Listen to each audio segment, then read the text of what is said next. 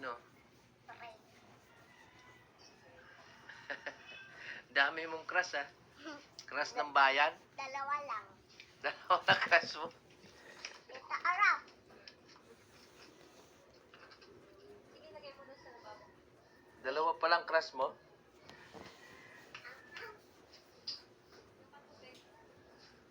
Dalawa na crush niya, mga idol.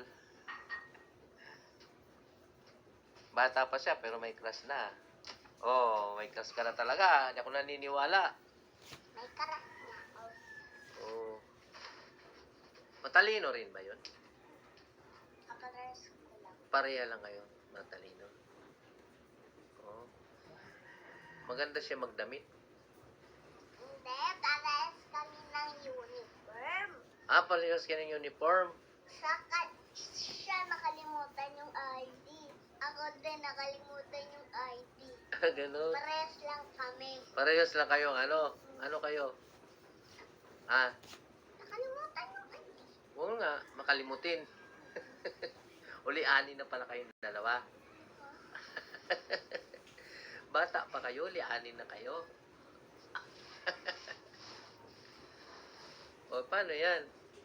Di sabihin, asa na ba si Punik na uli-anin? Pati si... yung crush niyang uli-anin din. Paano sabihin? Hindi ka na mag-aaral dyan. Sa ibang Bakit gumagaling si Stra? sabihin niya, no, hindi ka na pwede mag-aral dyan. Sa ibang school ka na mag-aaral kasi bata ka pa, nagka-crush-crush ka, nagalit si papa mo. Pag parehas na kami nag-grade 1, eh di hindi siya mag-aaral sa pinag-aaralan ko. Ah, gano'n talaga. Magkikita kayo doon, magdi-date kayo.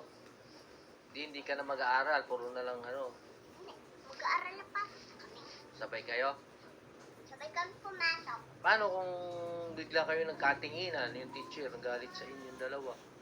Di naman yan malalaman ng teacher. Talaga?